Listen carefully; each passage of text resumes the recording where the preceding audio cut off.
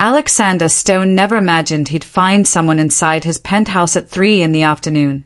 Can you imagine losing everything you ever held dear, your entire future, and then, years later, finding an impossible second chance, not in the way you expected, but through a tiny stranger who literally crawled into your life and tore down every wall you'd built around your heart?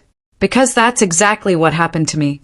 I remember stepping off that 60th floor elevator, loosening my tie, trying to shake off the suffocating tension of another grueling board meeting. Just another day, just another dollar, just another empty night. But nothing, and I mean nothing, could have prepared me for the sight that greeted me when I pushed open my bedroom door. Curled in the center of my king-sized bed, almost swallowed by the expanse of charcoal gray silk sheets, was a tiny figure, a child. She couldn't have been more than 2 years old. Her dark curls spread across my pillow like spilled ink, one small thumb tucked in her mouth, the other hand clutching a worn, stuffed rabbit. I froze.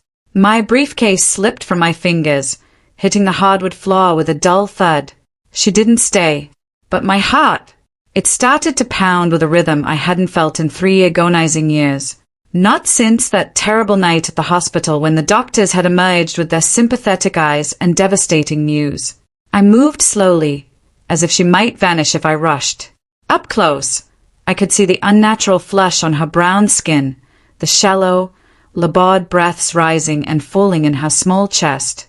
Instinct, raw and primal, overrode reason. I reached out and touched her forehead. The heat radiating from her small body shocked me. She was burning up. At my touch, her eyes fluttered open. Glazed and unfocused with fever, she simply stared at me. I held my breath, bracing for the inevitable scream of terror when the sick child realized a stranger was looming over her. Instead, her tiny arms reached up, and her cracked lips formed words that shattered the carefully constructed walls around my heart. "Daddy," she whispered, her voice rough and small.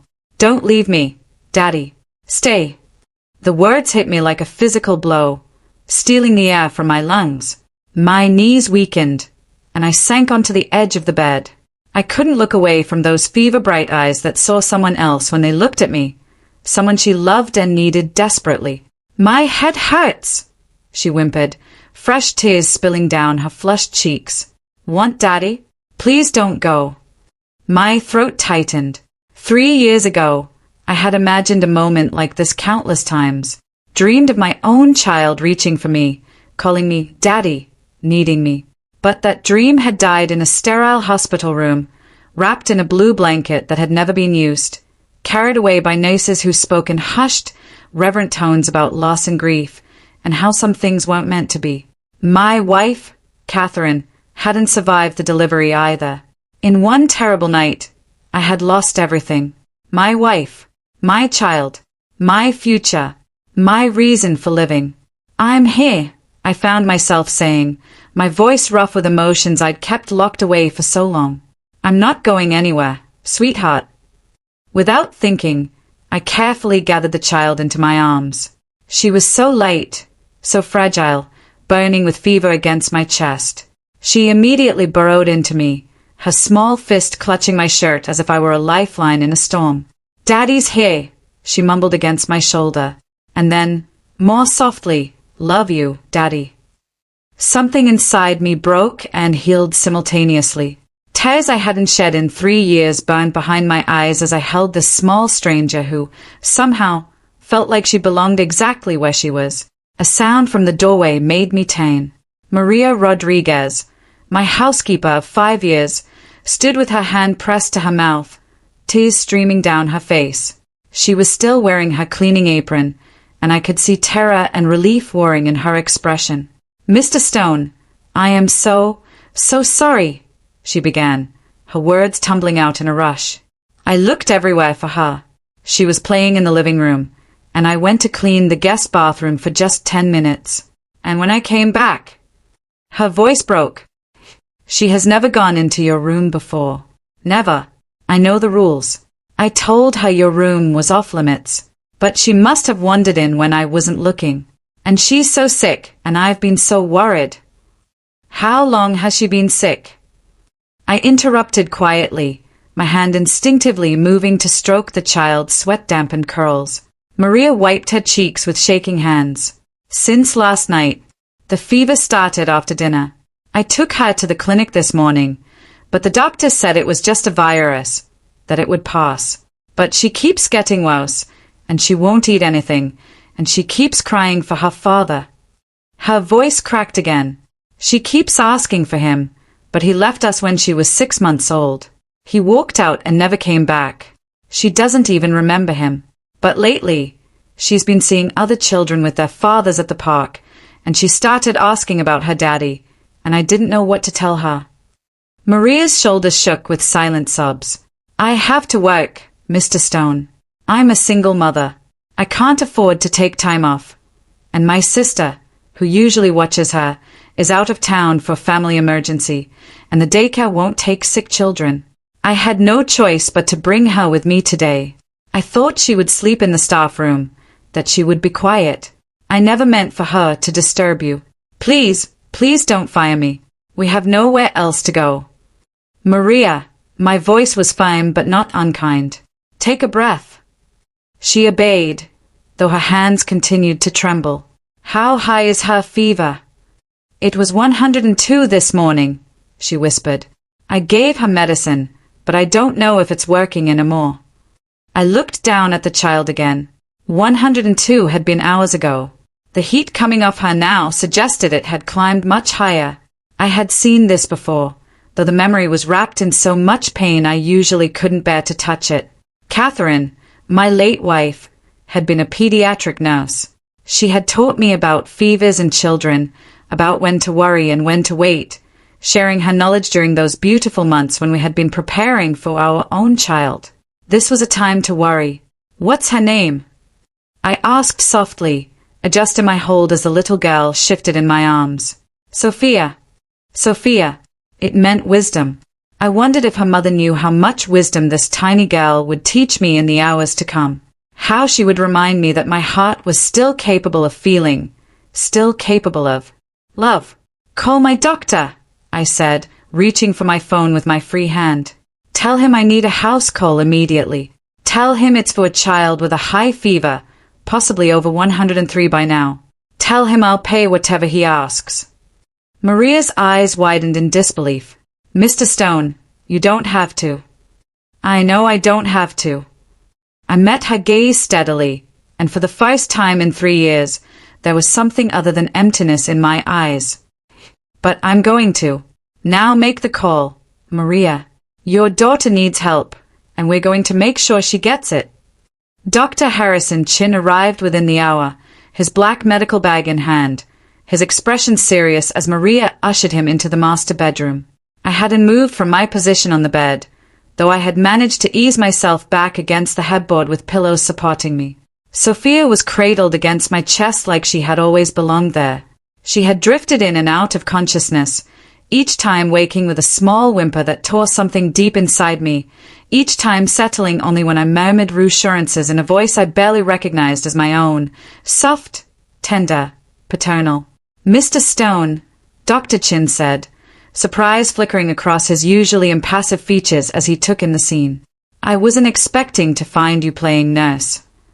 In all the years he had known me, treating me for stress-induced migraines and insomnia, and once, memorably, for a broken hand after I'd put my fist through a wall in grief, he had never seen this expression on my face. The cold, distant billionaire looked almost human. Just tell me what's wrong with her, I said, my arms instinctively tightening around Sophia, as if to protect her from whatever diagnosis was coming. The doctor set down his bag and approached, pulling out a thermometer and stethoscope. Let's see what we're dealing with first. The examination was thorough and gentle, but even Dr. Chin's practiced touch couldn't prevent Sophia from stirring and crying out. Her eyes opened, unfocused and glassy with fever, and she immediately reached for me. Daddy, no, she whimpered. Don't want the doctor. Want you? I'm right here, sweetheart, I murmured, taking her small hand in mine. The doctor is going to help you feel better. Can you be brave for me? She nodded weakly, her fingers gripping mine with surprising strength for such a small, sick child. Throughout the examination, she never let go of me, her eyes tracking my face as if I were the only solid thing in a spinning world. The thermometer beeped. 104.3. Dr. Chin's expression grew more serious as he checked her ears, throat, and lungs. Sophia whimpered through it all, but she held still, trusting the man she believed was her father to keep her safe. She has a severe ear infection in both ears, Dr. Chin finally announced, straightening up. That's what's causing the high fever. The good news is that it's treatable with antibiotics. The bad news is that she's significantly dehydrated, which is making everything worse. Has she been drinking? Maria shook her head miserably from her position near the door, where she'd been twisting her apron in her hands. She refuses everything. Water, juice, even the ice pops she usually loves. She just cries and pushes it away. All she does is ask for her father. Her voice broke on the last word. Dr. Chin frowned, his professional concern deepening. She needs fluids, or we'll have to consider hospitalization for rehydration. Children this age can deteriorate quickly when they are both fevered and dehydrated. Their little bodies don't have the reserves that adults do. The word hospitalization sent a chill through me that had nothing to do with the temperature-controlled room. Hospitals meant fluorescent lights and antiseptic smells and doctors with kind eyes delivering impossible news. Hospitals meant watching Catherine slip away despite everything medicine could do. Hospitals meant holding a son who never took a breath, whose heart never beat. Hospitals meant loss. What if she stays here? The words came out before I could stop them. What if we manage it here, with proper care? Dr. Chin studied me carefully, seeing past the expensive suit and cold exterior to the terrified man underneath. It would require round-the-clock monitoring, Alexander. Someone would need to stay with her constantly, checking her temperature every 2 hours, offering fluids every 15 minutes, administering medication on a strict schedule. It's intensive care, it's exhausting, and given your history. He trailed off delicately. I'll do it. My voice was steady, brooking no argument. Both the doctor and Maria stared at me. Alexander Stone, the man who worked 16-hour days and hadn't taken a vacation in 3 years.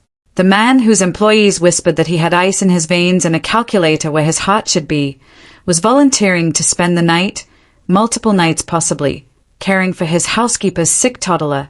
Alexander, Dr. Chin said, using my first name in that way old friends do when they are about to offer unwelcome advice. You certain about this?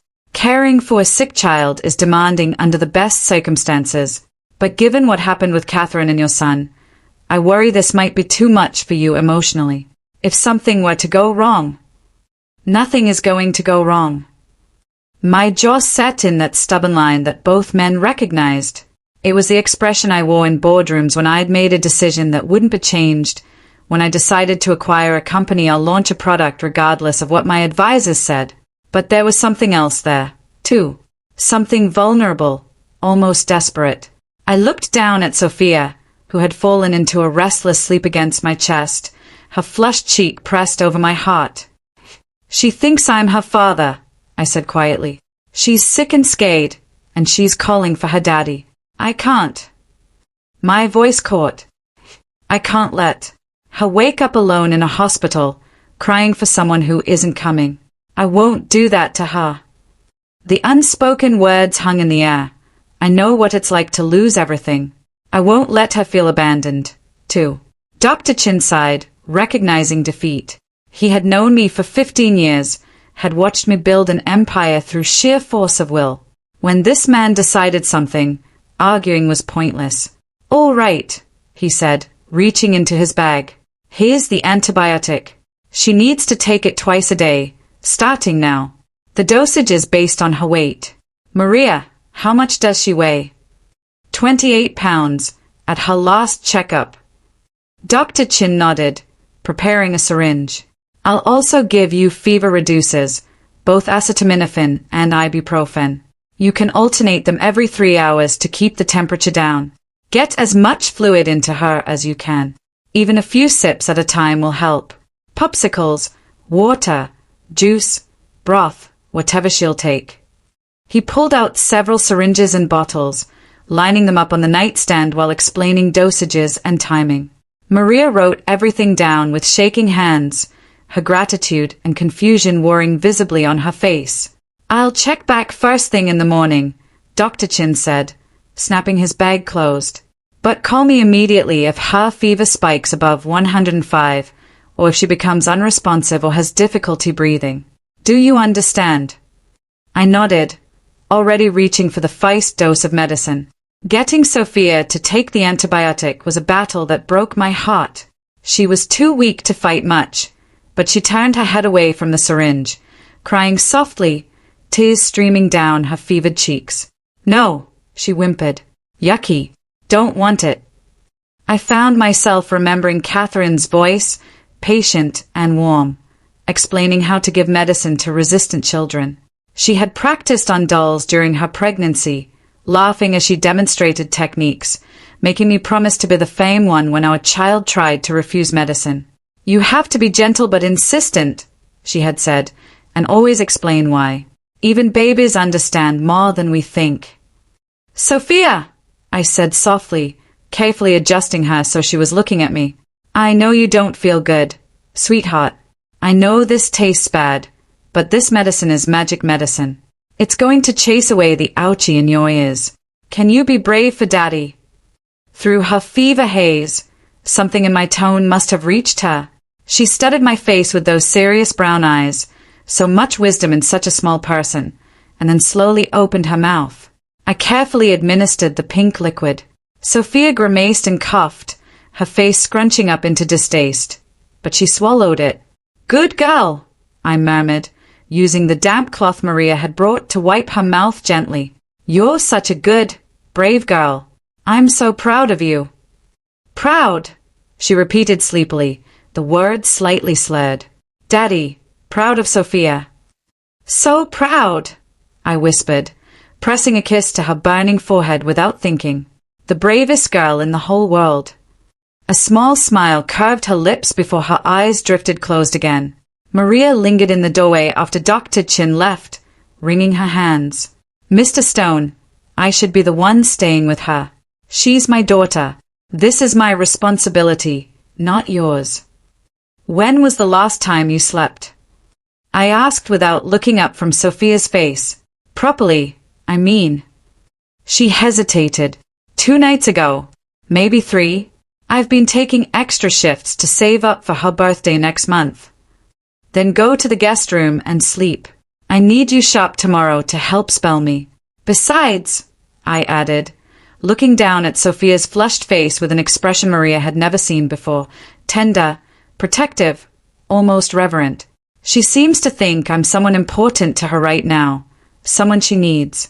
Let's not confuse her while she's sick." "But Mr. Stone." "Maria."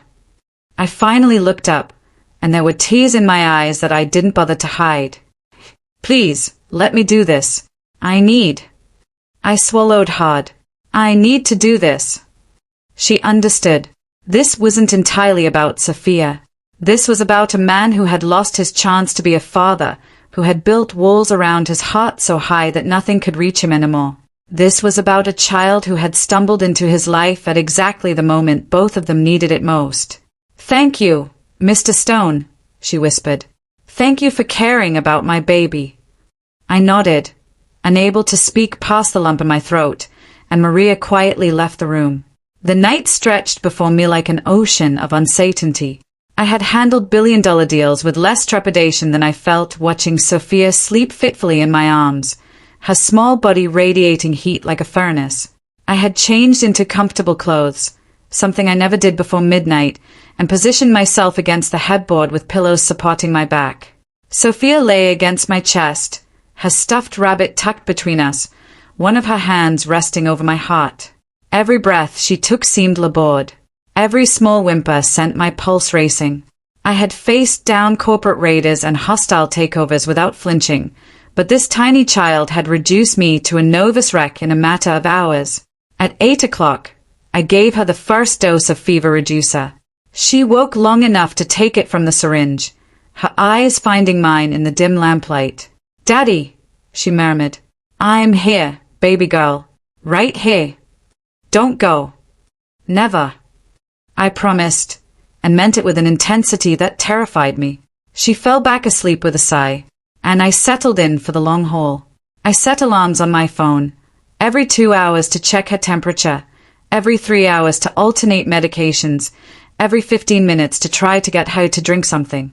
At 9 o'clock, I tried water. She refused, turning her face away.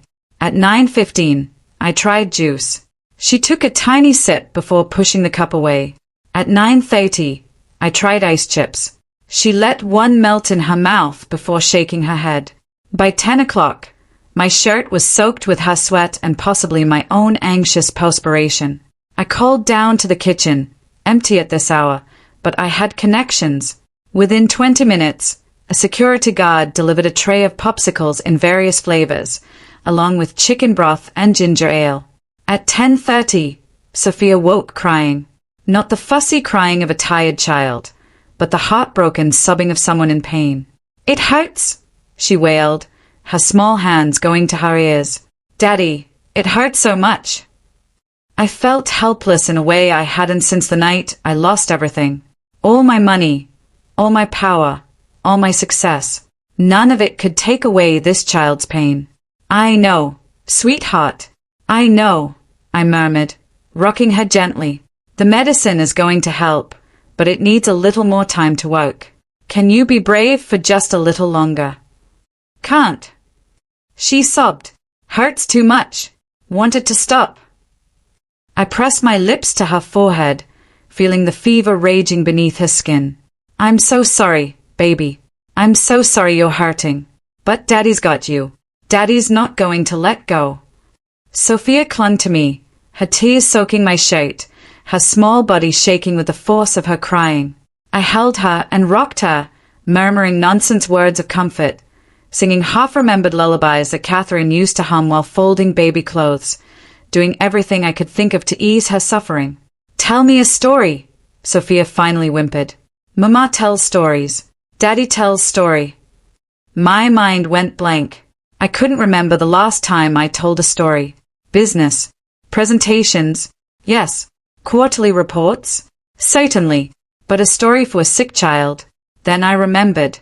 Catherine had bought a book during her pregnancy, a collection of fairy tales she had planned to read to our son. It was still in my study, on the shelf where I had placed it after the funeral, unable to throw it away, but unable to look at it either. But I didn't need the book. Catherine had read those stories to me during her pregnancy, her hand on her swollen belly, practicing the voices she would use. Once upon a time, I began softly, there was a brave little princess named Sophia. Her crying quieted slightly. Like me. Exactly like you. This princess was the bravest in all the land. She lived in a beautiful castle with her mama, who loved her more than all the stars in the sky. What about her daddy? Sophia asked, her voice small. My throat tightened. Her daddy? Her daddy had to go away for a while, but he never stopped thinking about her. Every single day, he wondered if she was happy, if she was safe, if she knew how special she was. Did he come back? That's the thing about this story, I said, surprising myself with the direction my improvisation was taking. One day, the little princess got very sick. She had a fever, and her ears hurt, just like you. And she was so sad because she missed having a daddy like the other children had. Sophia sniffled, listening intently despite her discomfort. But the universe has a funny way of working things out, I continued. Because at the exact same time, there was a man who lived in the castle. A man who had lost his own little baby before he could ever hold him. This man was very sad. He worked all the time to forget how sad he was. And he never smiled. And everyone thought he didn't have a heart anymore. That's sad, Sophia whispered. It was very sad, I agreed. But then one day, the sick little princess climbed into this man's bed by accident. And when she woke up and saw him, do you know what she did? What? She called him Daddy. And even though he wasn't her real daddy, something magic happened. His broken heart started to work again. Just like that. Because sometimes my voice grew thick with emotion. Sometimes we find the family we need exactly when we need them most. Is that you? Sophia asked, tilting her head back to look at me with those fever-bright eyes. Ah, you the man? I couldn't speak. I just nodded. And I'm the princess. Another nod. And your heart is better now. Getting there, I managed to whisper. You're fixing it, sweetheart. One hug at a time. Sophia smiled despite her fever, despite her pain. Good, because you're a good daddy, even if the universe did accidents to bring us together. The best kind of accidents, I murmured, holding her closer. At 11 o'clock, the fever reducer seemed to kick in. Sophia's temperature dropped to 102, and some of the glassiness left her eyes. I managed to coax her into eating a grape popsicle, one tiny lick at a time, celebrating internally with each drop of purple liquid she consumed. Purple is my favorite, she announced, her tongue stained violet.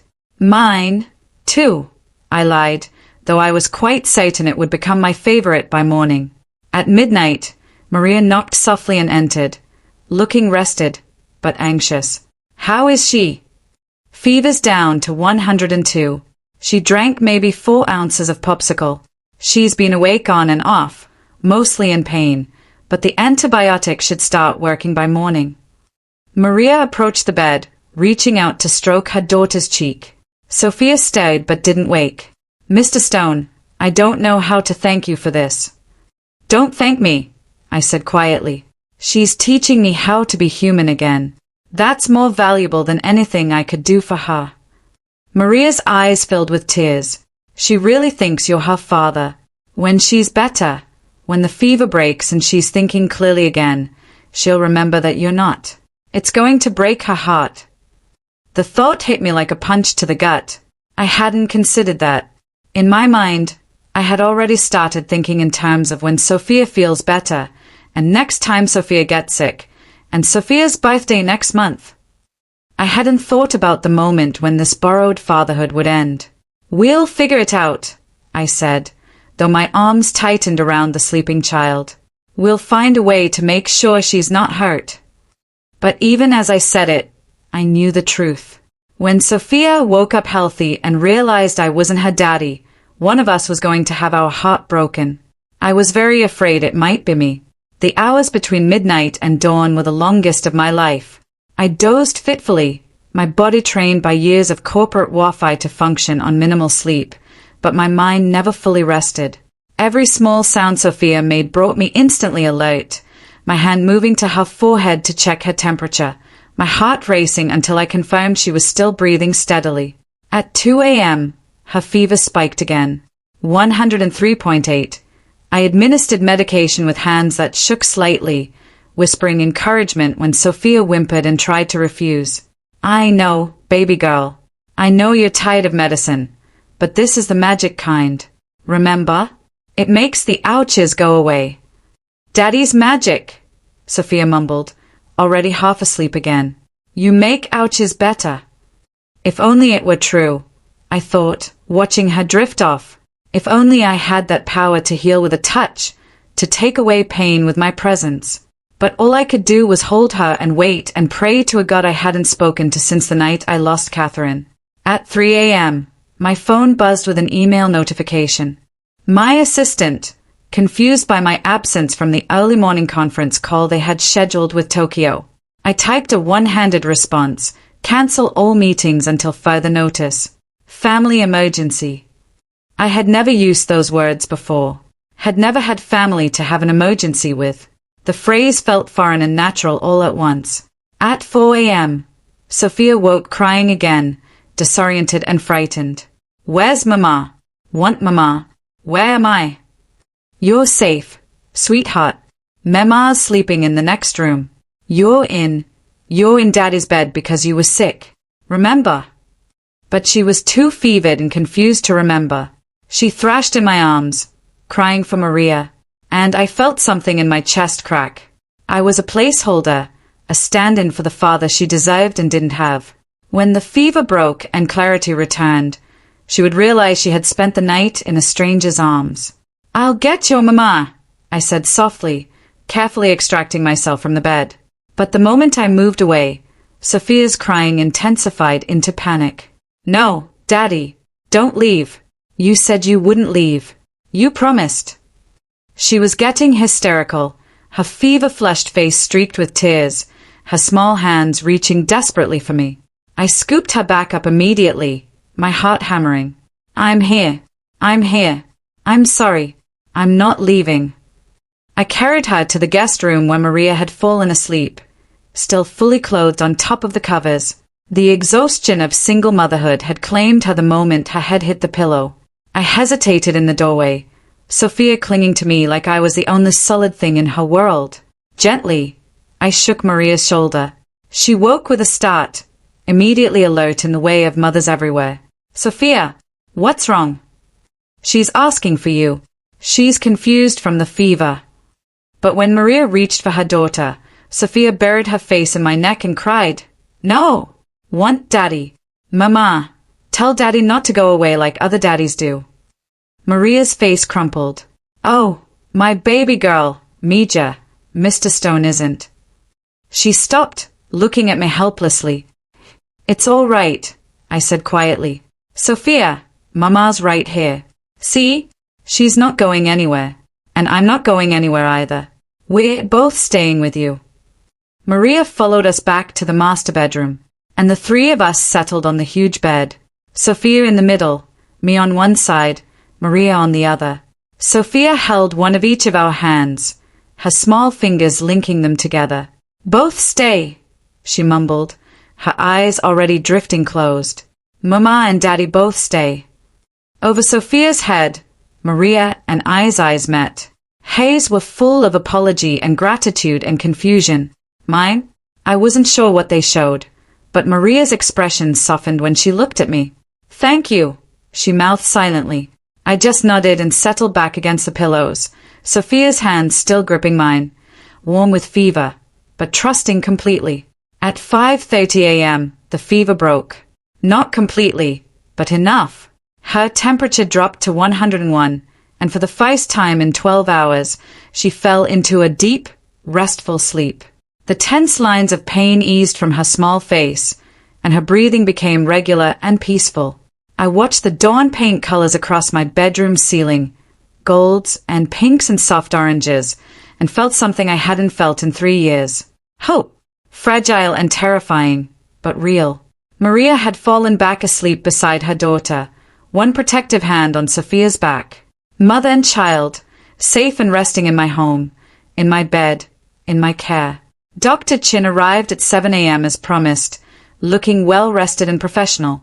He examined Sophia gently, trying not to wake her, and smiled when he took her temperature. 99.2. The antibiotic is working. Her color is better, too, and her breathing is normal. I think she's past the worst of it. I felt tension I didn't know I'd been carrying drained from my shoulders. She's going to be okay. She's going to be fine. Keep up with the antibiotics for the full course, 10 days. She'll probably feel well enough to be up and playing by this afternoon, but don't let her overdo it. Infections are tricky. They can seem better and then flare back up if you're not careful. I'll watch her, I promised. Dr. Chin packed up his bag but paused at the door. Alexander, can I speak with you privately for a moment? We stepped into the hallway, pulling the door almost closed behind us. Through the gap, I could still see Sophia sleeping peacefully, could hear the soft sound of her breathing.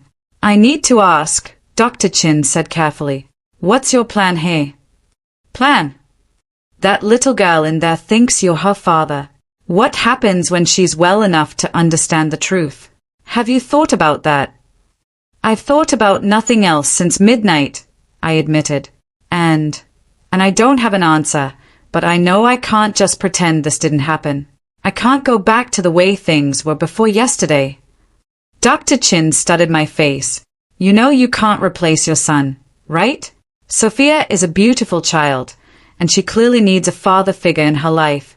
But she's not. She's not my son, I finished. I know that, but maybe. I struggled to find words for what I was feeling. Maybe that's not what this is about. Maybe this isn't about replacing what I lost. Maybe it's about finding something new. Something I didn't know I needed until a sick 2-year-old called me daddy and trusted me to take care of her. That's healthy, Dr. Chin said, relief evident in his voice. That's a good way to look at it. Just be careful with her heart, and with yours. Children are resilient, but they can also be deeply hurt by broken promises. I don't make promises I can't keep. I know. That's what worries me, because I saw your face last night. Alexander, you're already attached to that little girl.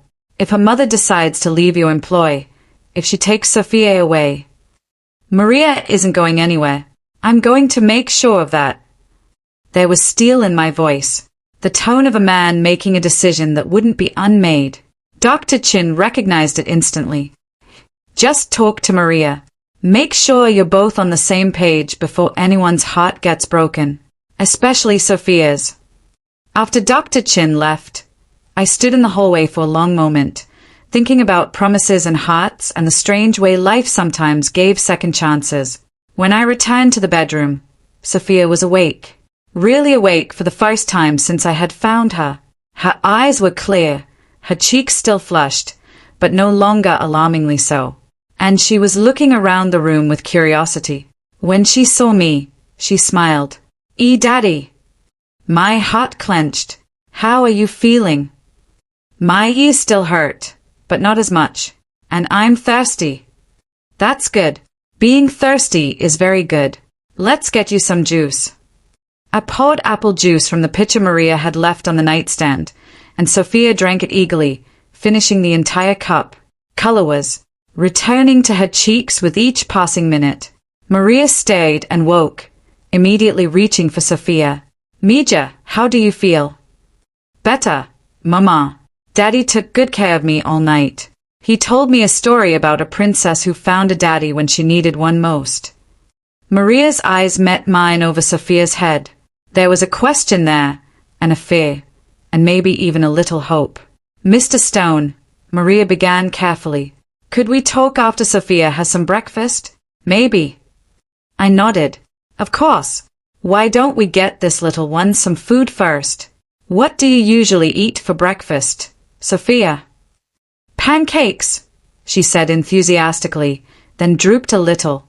But my ears still hurt when I chew. How about oatmeal with honey? Maria suggested. Soft and warm. Sophia considered this seriously, then nodded. Can Daddy eat with me? I felt that now familiar tightening in my chest. I wouldn't miss it for the world. We moved to the kitchen, I carrying Sophia despite her protest that she could walk, Maria hovering anxiously nearby. In the bright morning light of his state-of-the-art kitchen that he rarely used, Alexander Stone, billionaire CEO, sat at the breakfast bar in rumpled clothes he'd slept in, feeding oatmeal to a 2-year-old who chatted between bites about her stuffed rabbit and how Daddy had saved her from the bad monsters. My head of security walked through, did a double take, and wisely said nothing.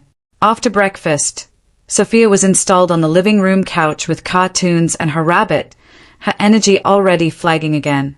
Maria tucked a blanket around her and kissed her forehead. Mama needs to talk to Daddy for a few minutes. Okay, Mija. We'll be right over there where you can see us. Okay, Mama. Don't go far. Maria and I moved to the far end of the spacious living room, still within Sophia's line of sight, but out of earshot. For a long moment, neither of us spoke. Maria twisted her hands together, clearly struggling with how to begin.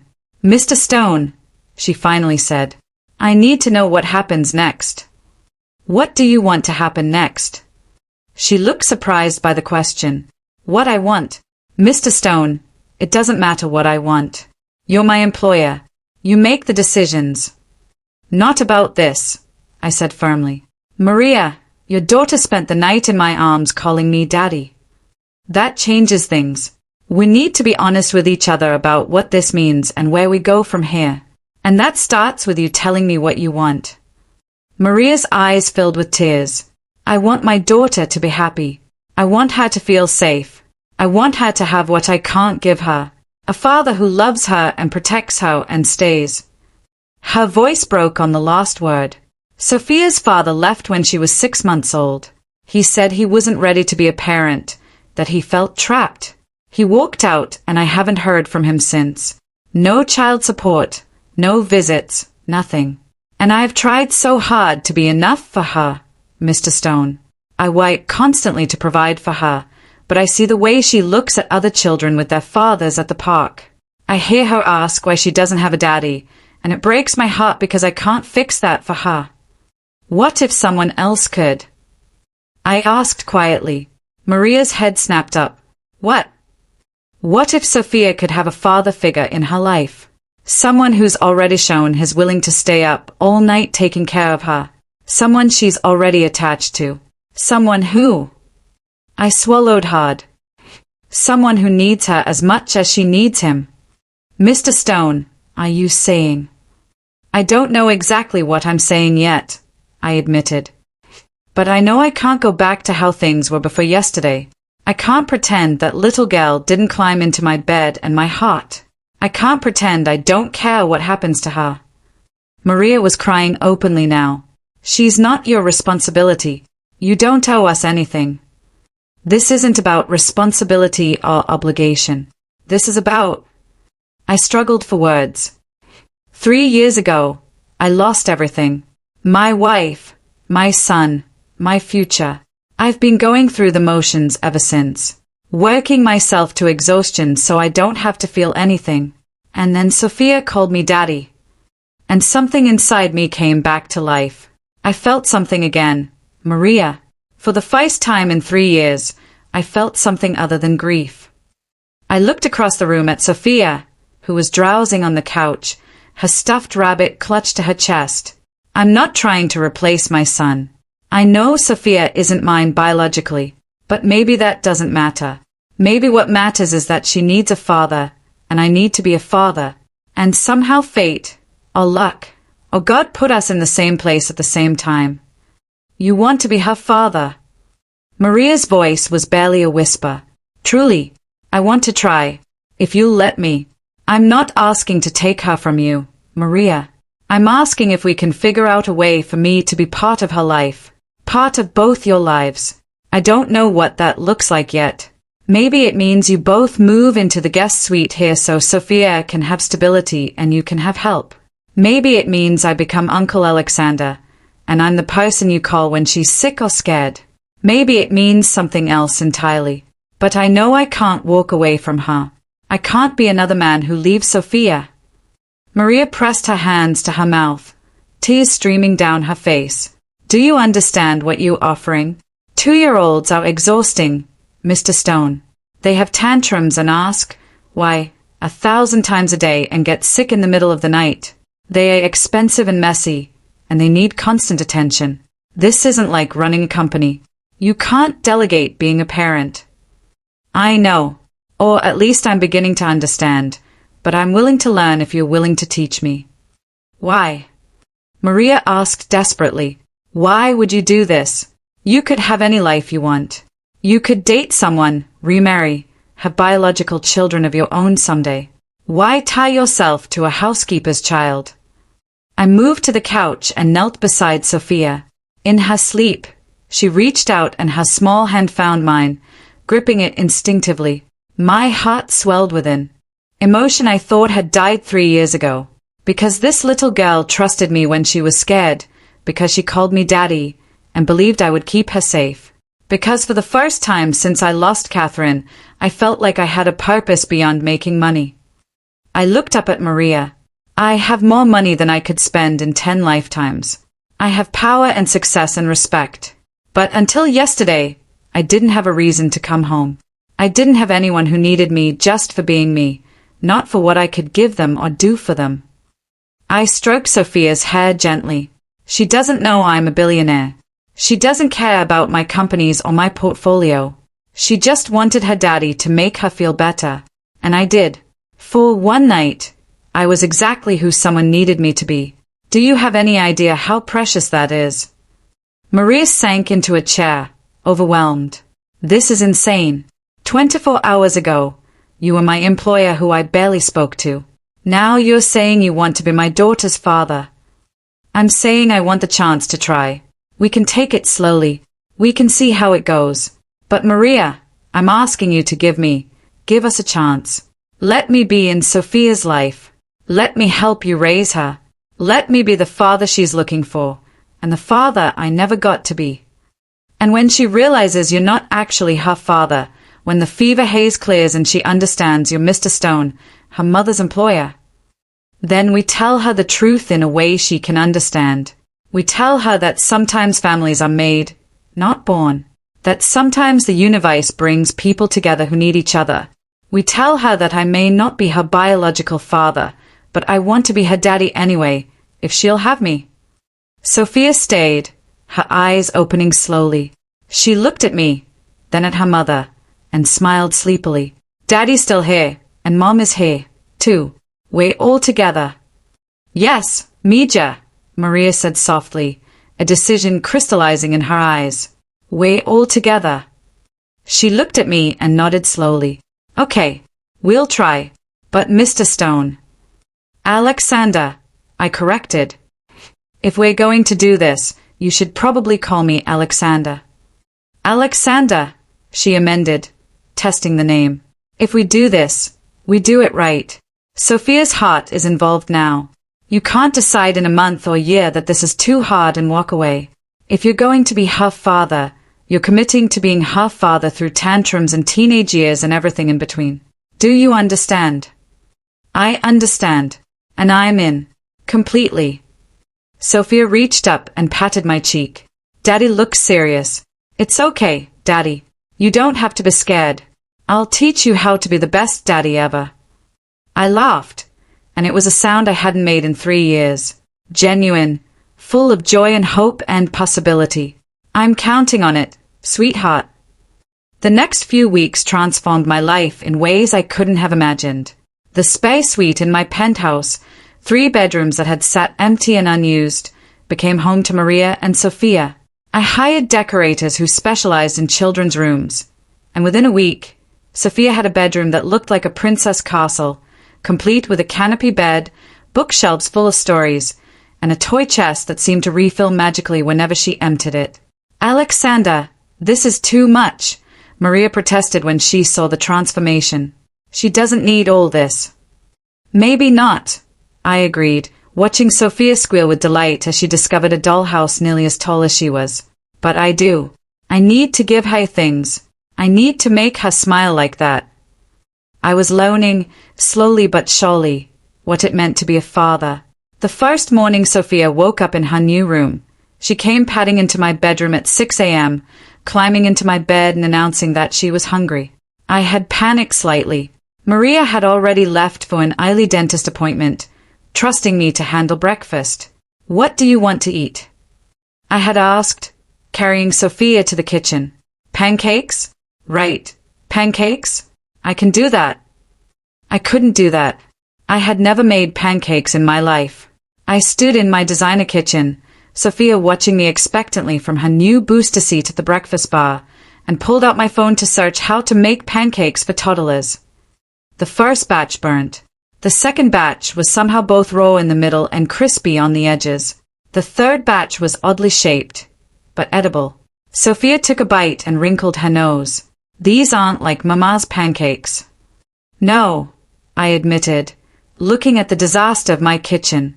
Flour everywhere, eggshells in the sink, batter dripped on the counter. They are not. But you tried really hard, Sophia said seriously, taking another bite. That's what makes them special. These are daddy pancakes. My throat tightened. You like them? They are my favorite, Sophia declared, syrup smeared on her cheek.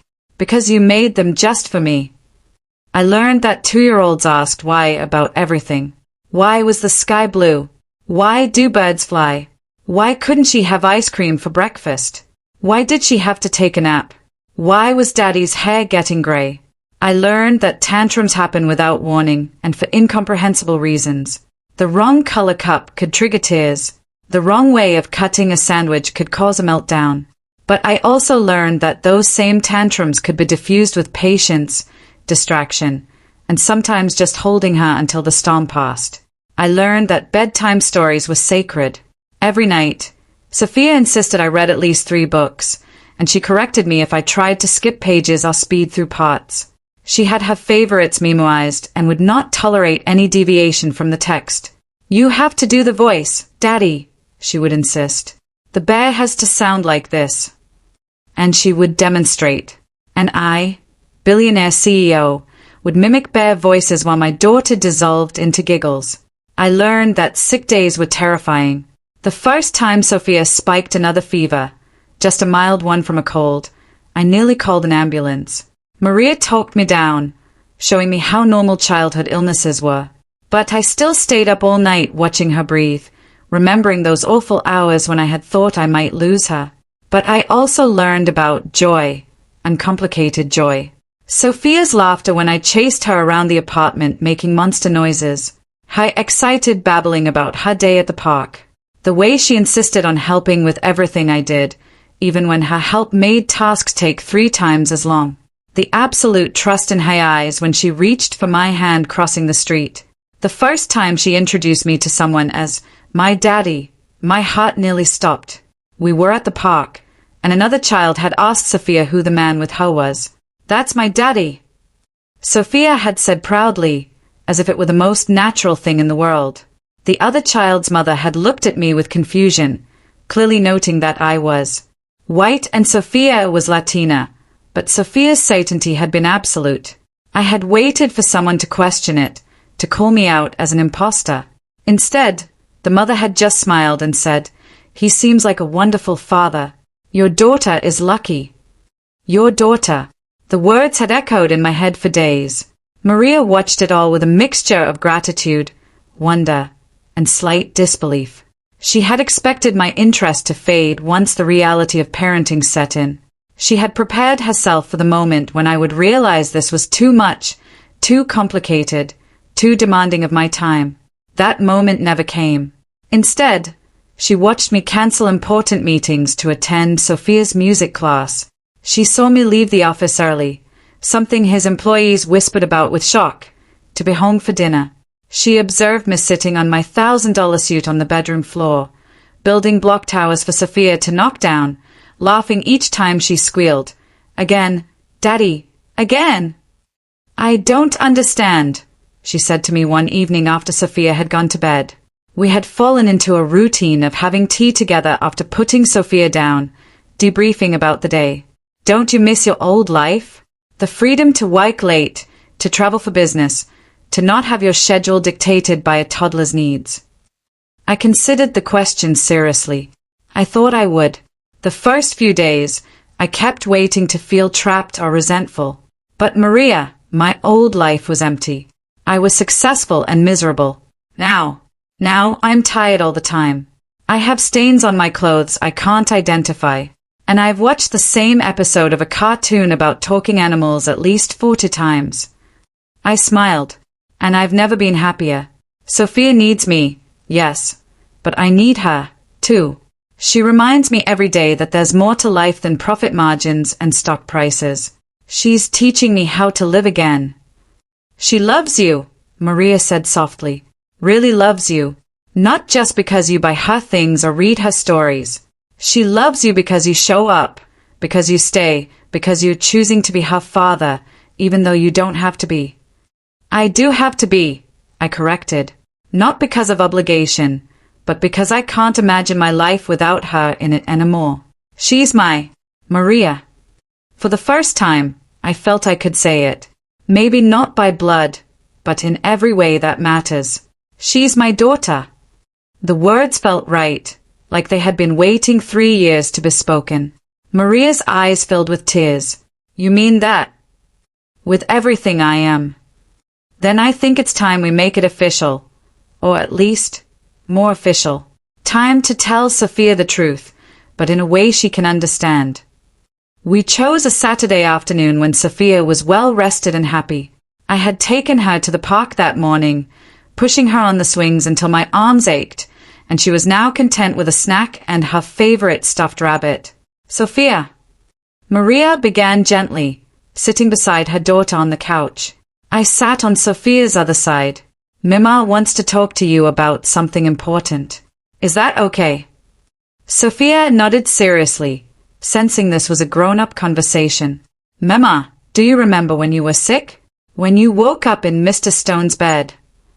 Alexander's bed, Sophia corrected. We call him Alexander, Mima. We family. Family uses first names, except when they are mama or daddy. I bit back a smile at her 2-year-old logic. You're right, Mija. When you woke up in Alexander's bed, you called him daddy. Do you remember that? Sophia nodded. Because he was taking care of me, and he didn't leave even when I was sick. That's what daddies do. That is what daddies do, Maria agreed. But sweetheart, Alexander isn't the daddy who helped make you. That was a different man. Someone who went away before you were old enough to remember him. Sophia's face fell. Oh, so Alexander isn't my real daddy.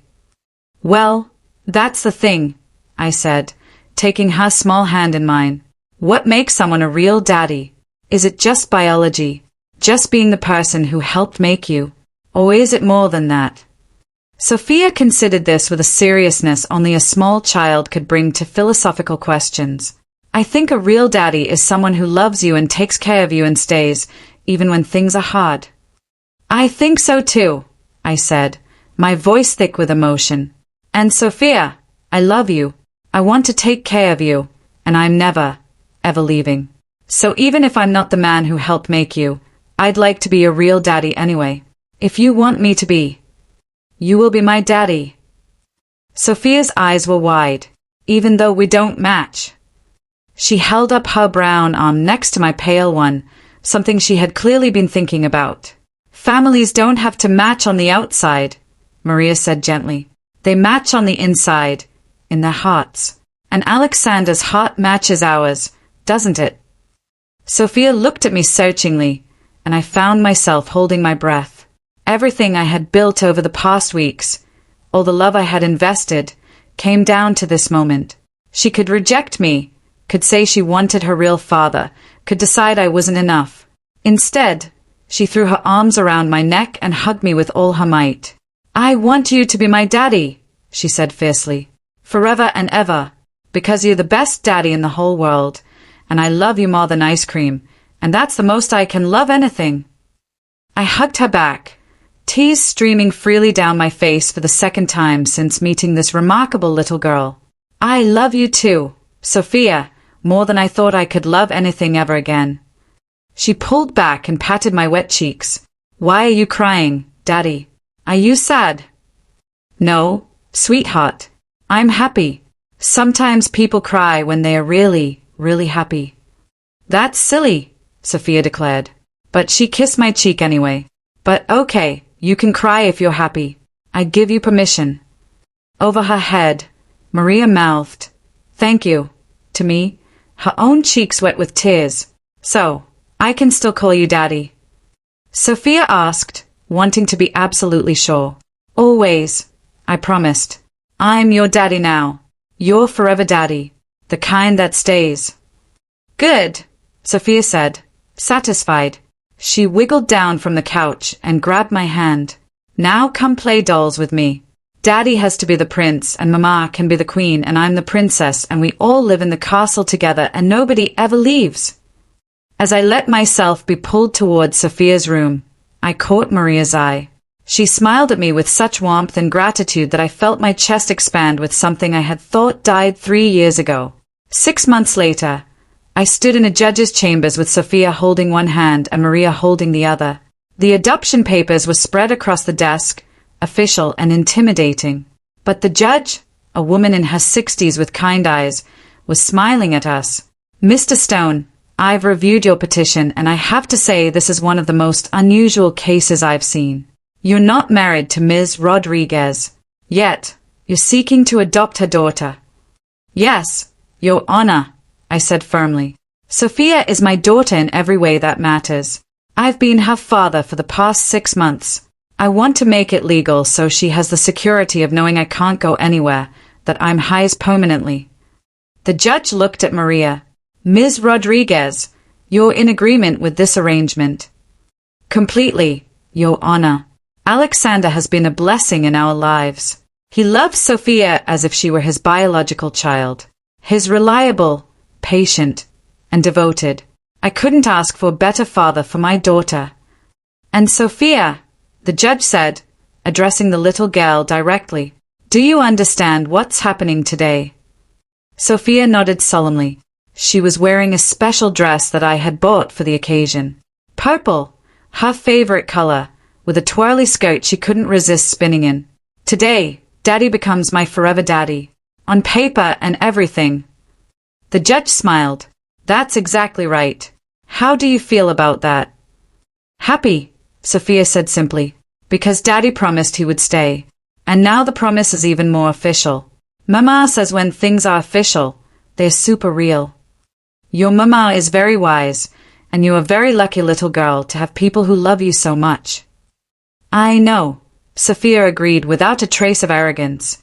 Just simple happiness. I'm the luckiest. The judge picked up her pen. Then let's make it official. The signing took only minutes, but those minutes changed everything. When it was done, the judge handed me a certificate and shook my hand. Congratulations, Mr. Stone. You're officially a father. I've been a father for 6 months, Your Honor. But thank you for making it legal. We celebrated with lunch at Sophia's favorite restaurant, a family pizza place that I would have never entered in my previous life, but now knew by heart. Sophia wore a paper crown the waiter brought her, declaring she was Princess Sophia Stone, and everyone had to do what she said.